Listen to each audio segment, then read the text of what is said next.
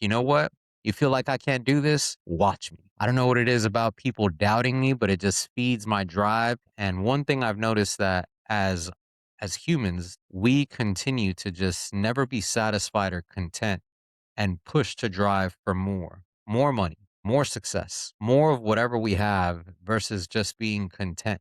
Oh, I had such a discipline to this commitment that it blinded me to just my body's own warning signs, my body's current pain that it was going through that I said, "Nope, I am going to go all in on this and I'm going to be able to hit this podium." I faced a fork in the road that was really just telling me like, "Hey, slow down or push through." And that same fork in the road is like the battle that you face with the spirit versus the flesh. Man, welcome back, y'all, to another episode of Untold Runner Stories. For everybody that tuned in to episode 0, the prelude, the prelude, the warm up, man, it really felt like a warm up. It was trying to get everything figured out. And once I recorded it, got everything finished up, I realized that the audio was off. So for those that stuck through it, man, it really felt like a Japanese old school movie where you were over here like, on this episode, we will be covering. And for the life of me, I couldn't figure it out. I tried editing for a few hours. So ran some tests. Hopefully we're able to get that all cleared out here for this episode. I feel real good about it after these tests. So hopefully I'll have to find out at the end, right? We'll see if my audio is synced up to everything, but I appreciate everybody's patience with my growth and everything here. So for today's topic, I really wanted to cover something that hits close to home, and I feel like it may impact every single one of you because all of us may do this, and it's chasing goals. Have you ever chased the goal so hard that it stopped feeling optional, where you were just completely driven in tunnel vision on this goal? And even whenever people doubted that you could be able to complete this goal, that same doubt would feed you. And you're like, you know what? You feel like I can't do this? Watch me. And I know I've done that plenty of times, whether it be physical goals, financial goals, career goals. I don't know what it is about people doubting me, but it just feeds my drive.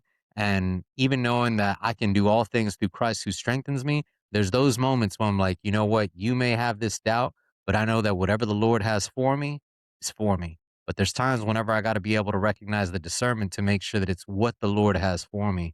And that's key, man. So not everybody can have this solid determination. Not everybody can have this solid tunnel vision focus. It really takes a certain level of discipline, right? Sometimes we could just give up on a goal whenever things can feel too tough. And that's why I feel like it can take a certain level of discipline to just go all in. But what you want to make sure to call out is the difference between going all into your goal and recognizing the differences if your goal is starting to just consume you. And when I mean by that is it consuming your time, your priorities, your thoughts, your relationships? There's a difference because you can be all in and committed or all consumed. So, my name's Adrian Catano. This is another episode here, episode 1, officially no longer the prelude. I don't know what comes next, so we're just going to call it episode 1. But we're talking about a great subject, man. I listened to the podcast with Nick Bear, and if y'all haven't had a chance to check out his book, definitely check it out. It's actually covered in his book as well. But it's the fine line difference between going all in or being all consumed, right? All in is a commitment. You can commit to a goal 100%, straight focus, straight determination, and still be able to keep a balance on things. All consumed, whenever you're all consumed into your goal, it feels like it's your identity, almost like a drug that you feed off of, where you're like, man, as soon as you even get close to it, it it gives you this like joy that all of a sudden you're like, I need more, right? And one thing I've noticed that as humans, we continue to just never be satisfied or content and push to drive for more money, more success, more of whatever we have versus just being content. And I don't know, man, that's a big fault that we may have as individuals, where it's not just really being happy where we are and continuing to push and drive. And not to say that it's a negative to push and drive yourself towards success, but also just keeping a balance. sometimes we don't need more, right?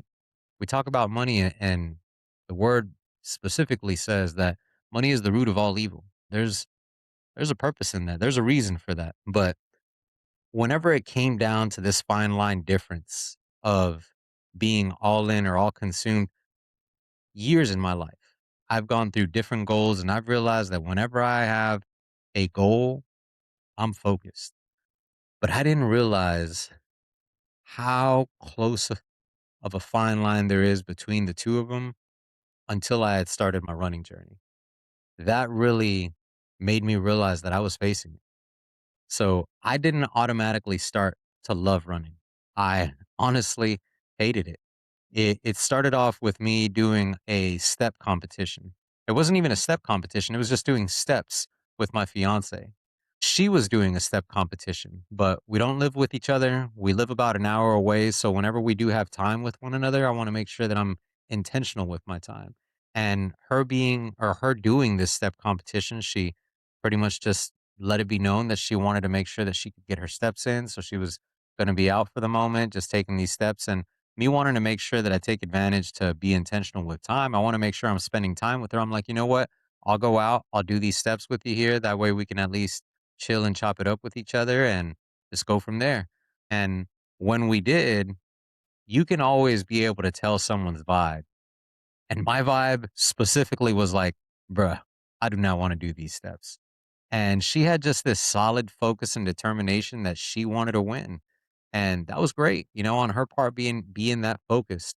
But she was able to read my vibe. And at the end of our initial walk, she let it be known. She's like, hey, you know what?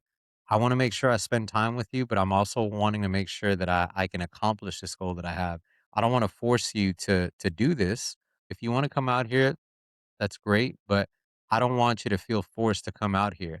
And that was a reality check, man. And I love my fiance because she has been patient with me through so many different situations. And even in this specifically, she could have taken it like I was trying to block her from her goal because of just the vibe that I was giving off. But it was just her being patient and understanding and just recognizing that I may not want to do this, but I want as much as I wanna be intentional with time, I also wanna be supportive of her goals, right? So I was like, "You know what? I need to change this up. I'm gonna go ahead and start doing these steps, and not necessarily that I may enjoy them, but I'm gonna at least take the joy that I have spending time with her." So we continued on with that, and then, man, everything changed whenever all of a sudden we get competitive. So she wanted to start this step competition between the 2 of us on the Apple Watch, and let me tell you, I do not like to lose. So the thing is that I would always work out and do my training in the morning. And during that time, I was heavy, guys. I was at 265. So probably not during that time. I think I had dropped down to like 230. Uh, but I was on this fitness journey. But during that time, I would wake up, do my training in the morning, and she would do hers in the afternoon. So the thing was, is that she would see what I did and she'd get home. She's like, all right, well, I'm just going to top it off this much. And every day at the end, she was just like beating me gradually just because I would be done with like a majority of my steps. I always had roughly the same steps at work. And once I did that, she would just top it off at the end. So it's like midweek or not midweek, probably towards the end of the week, and she's built up some momentum against me. I'm like, you know what? I am not going to let this happen. So around this time, I was already completing a mile to be able to run and walk, but I was oblivious to just standard rules of what I should do with my body whenever it comes to running and walking. And I'm like, you know what? I am going to knock this out of the park to where she can't beat me. So I went in, starting to do these run slash walks, and I went up to 8 miles that day.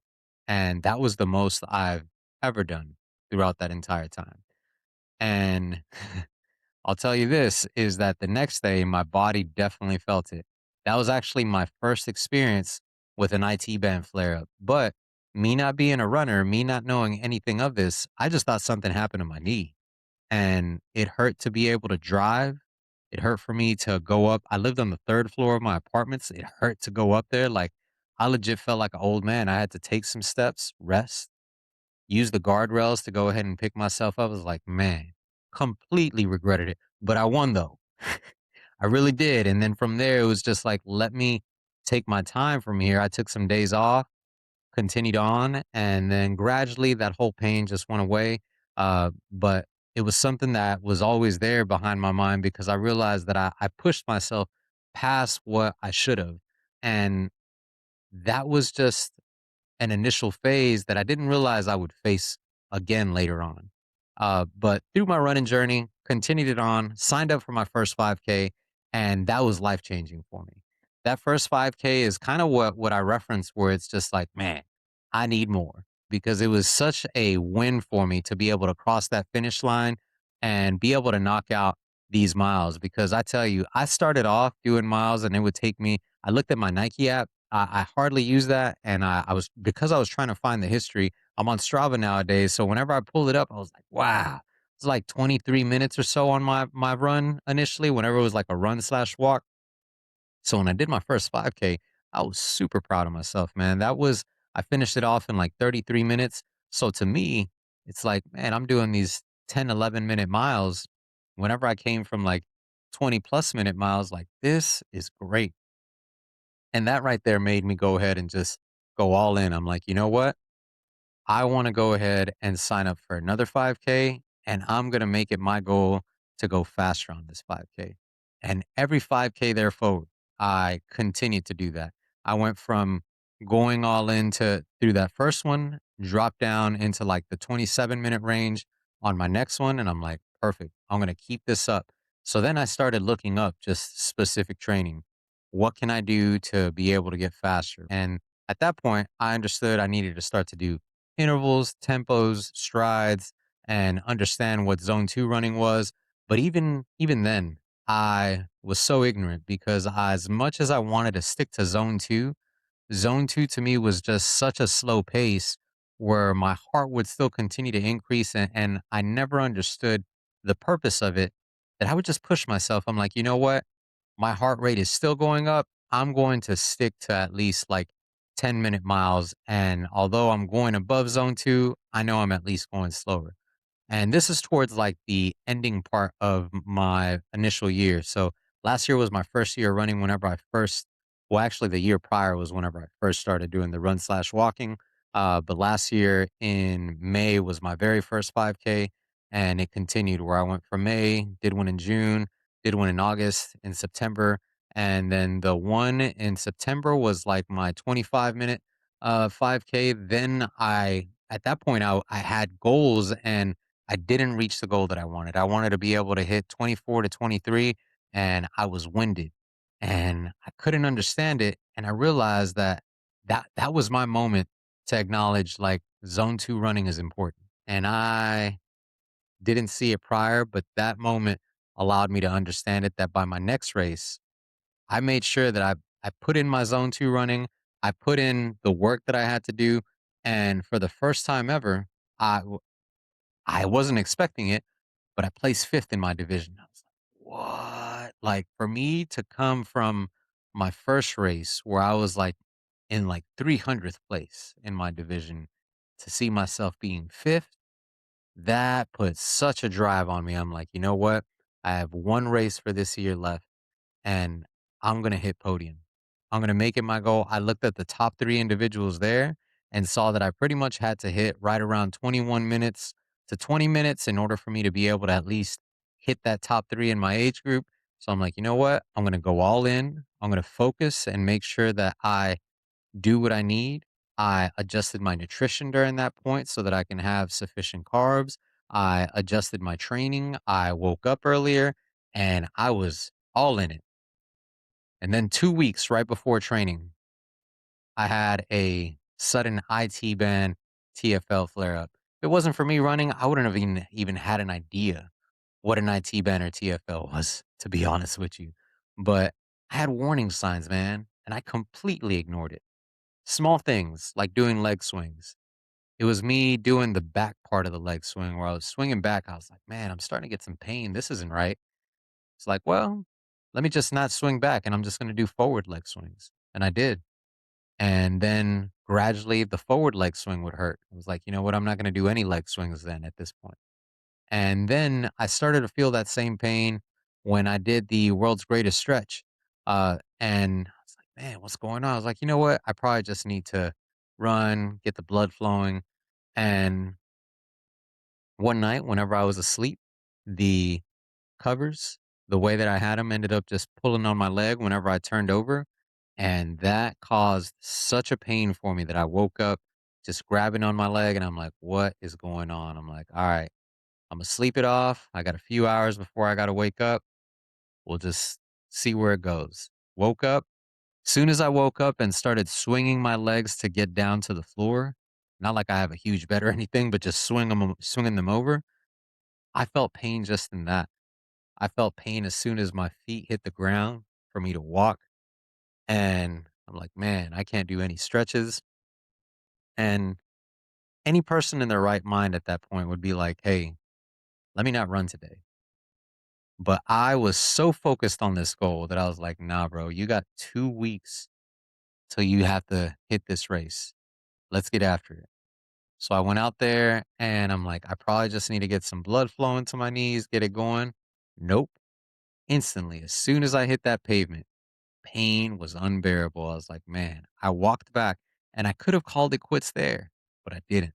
I was like, let me go ahead and put on this knee brace. I hadn't put on the knee brace in at least a good 2 to 3 months. Uh, but I was like, I need this support. I'm going to see how this does. That knee brace is what helped me the first time whenever I ended up having that issue. So I was like, let me see how it goes. So I put it on, slightly helped, but every mile there was pain.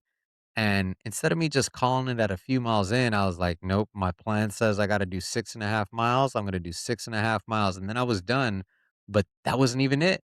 I had to do strides. So in pain, I'm pushing, doing these strides.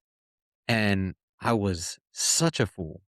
I had such a discipline to this commitment that it blinded me to just my body's own warning signs, my body's current pain that it was going through, that I said, "Nope, I am going to go all in on this, and I'm going to be able to hit this podium." And that tunnel vision just blinded me to everything else that was going on around me. And even in those moments, going through the training, my mom would tell me where she's like, "Hey, ease up off of it." My fiance like, "Hey, just take a day off." And I didn't. I didn't. I faced a fork in the road that was really just telling me like, "Hey, slow down or push through." And that same fork in the road is like the battle that you face with the spirit versus the flesh. Because the spirit was telling me, "Hey, take a moment, slow down, listen to your body." While my flesh, my ego, is just like, "Nah, bro. Ain't nothing gonna stop you. You better hit this goal. You better keep on pushing." And even in these moments, I recorded through it where I was like, man, let it all be for God's glory. I'm going to go ahead and push through and make this happen. It's like, God doesn't want me to be in pain, right? Like, what am I doing? Now it's through his grace that I was able to recover. Every day I was making gradual recovery. But that first mile to 2 miles, like, it was painful. And what made it worse is because I was doing so much work on my other leg to take off the load, that, man, the other leg ends up flaring up. So now I have two legs with the same issue. And the smallest things that people can take for granted, me taking my shoe off with my other foot, whenever you're just sliding your shoe off, painful. Me sitting for longer than 30 minutes, painful.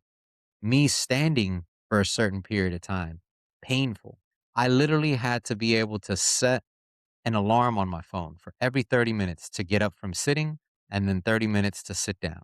And I was doing mobility stretches every 30 minutes during that time. And then even whenever I would lay down, laying down was so difficult for me because I understood that when I got up, it was going to be painful. But I had to go to sleep. I had to position my legs in a certain way. And if I was off on my pillows by a small amount, it made the next day just so much harder. And I was still so blind to all of that. Blind to not seeing what was really going on behind closed doors. Just because I only saw the goal, I was only driven to that goal, and I was too foolish to admit that I was doing more harm than good. Now, there was nothing wrong about setting a goal. There was nothing wrong with me saying, "Hey, I want to try and make it to this podium." And even the months prior, it's like, "Hey, I want to get faster." Like that gave me this set determination and discipline, and that same discipline helped me stay disciplined on my nutrition and helped me stay disciplined in other areas that I was focusing on. There's nothing wrong with setting goals that you want to accomplish. But what's wrong is whenever you start to ignore the moments that that goal cost you. That goal cost me my body during that time, my peace, my sleep, my ability to hear wisdom, and my willingness to stop. And I realized we do this in life. This wasn't just in my running. I've done this in my career with my financial goals, vision, business goals. We end up having these goals consume our life through time, and time is precious. I feel like you have to be so intentional with your time because within an instant, things can change. There's so many moments where I wish I would have spent more time with my dad to be more intentional now that he's not here. So now I have to make sure that I'm intentional with the time with my mom, the time with my fiance, the time with my kids, because within a snap of your fingers, things can change. And I was blind to see the impact. Whenever I have these career goals, I was blind to the impact that it had on my relationship with my fiance, with my kids. You know, it really hit me in the time whenever man, when my son was in prayer. We pray every day for our meals. And in one of those prayers, he's just like, Lord, thank you for this food. Bless those that don't have food on their plate.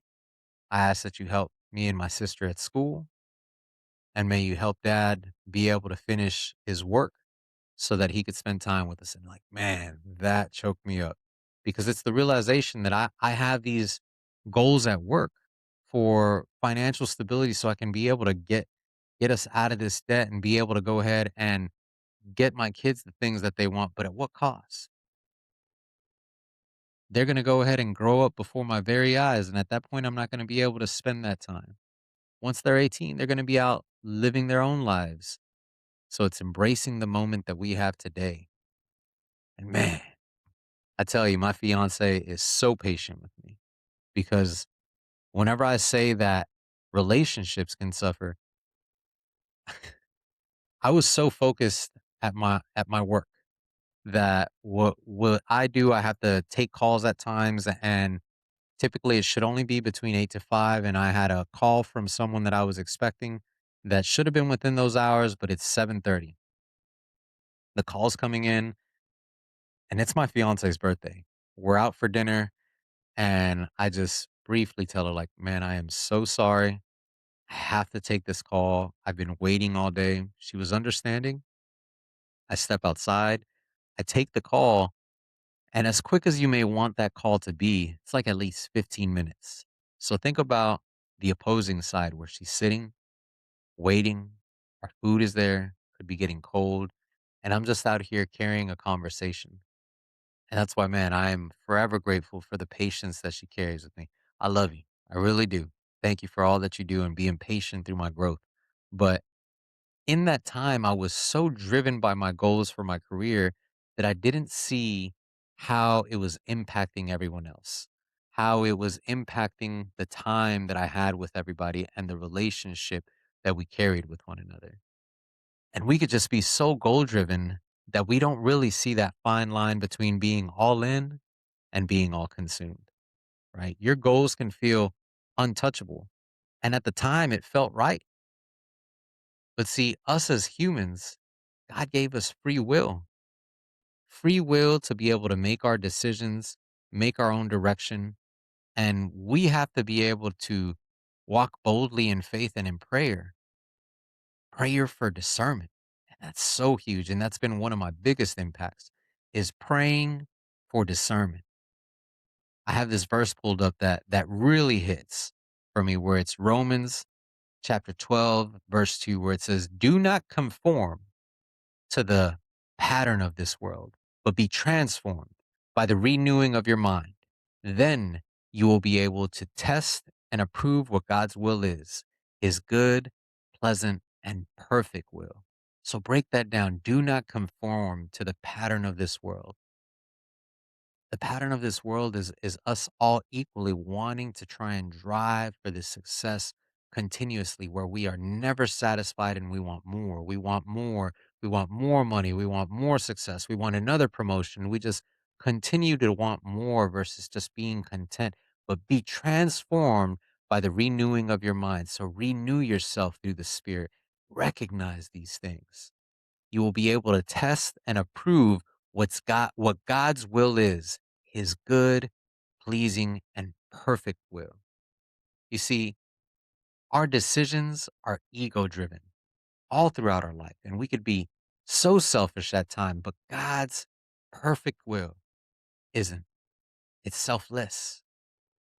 So you have to ask yourself, is this God's will or my selfish ambition? And man, that hits my heart right there. It's just recognizing those individual times. And if I could simply just ask myself all these other moments that I was going through, is this God's will or my selfish ambition?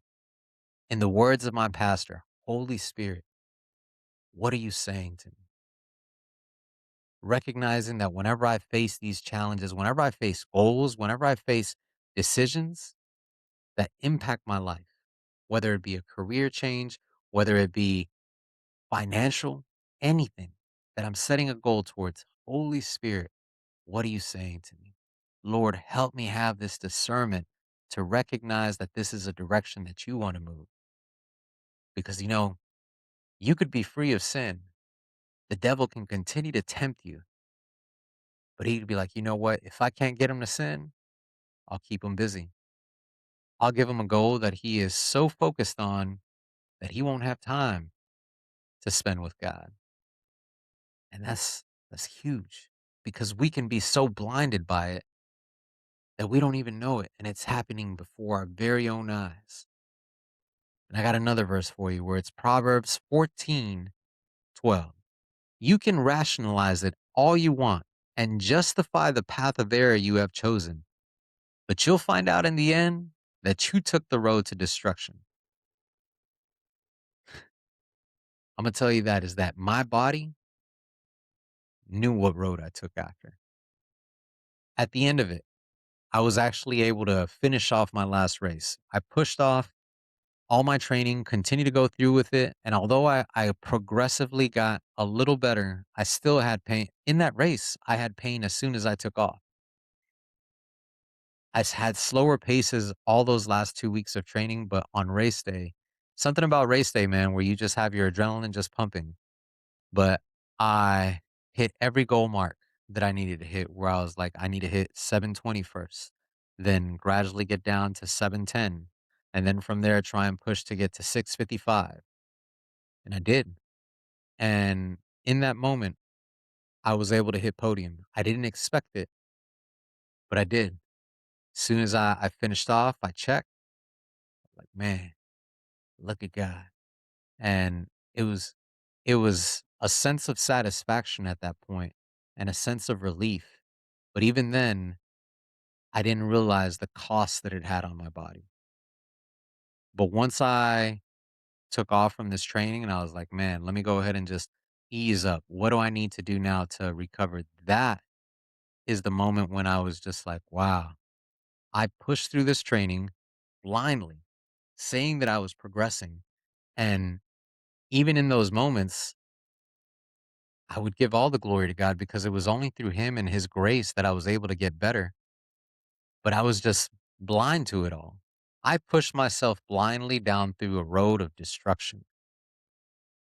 And it's just because of this pursuit of success, never being content with the state that I was in. But at what cost?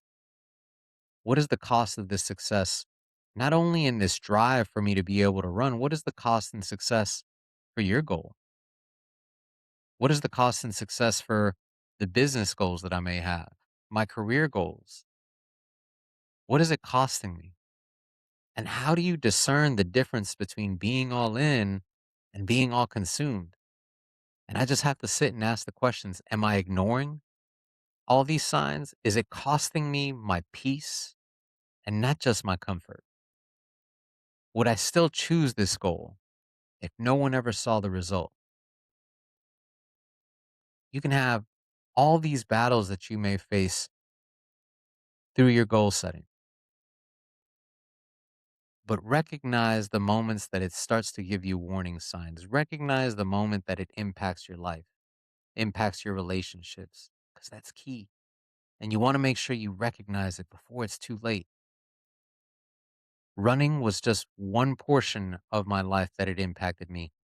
And I realized that once it was too late, but by the grace of God, I'm glad that I didn't do much worse to my body. And that's just running, right? We have all these other goals that we drive through. So before your next goal, I challenge you, take a moment to ask yourself, is this sharpening my life or slowly consuming it? And even mid goal throughout that journey, is this sharpening my life or slowly consuming it? The hardest discipline isn't to push harder, but discerning when God is asking you to slow down.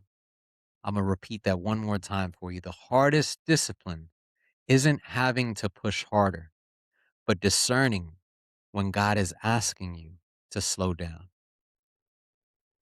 Man, that's all I got for you. If this hit, go ahead and just share this with somebody, potentially someone that you see may be going all in and potentially leading to being all consumed.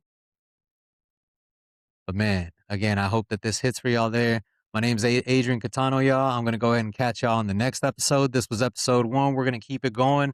But man, remember, choose to rise. Y'all got this. All right, y'all.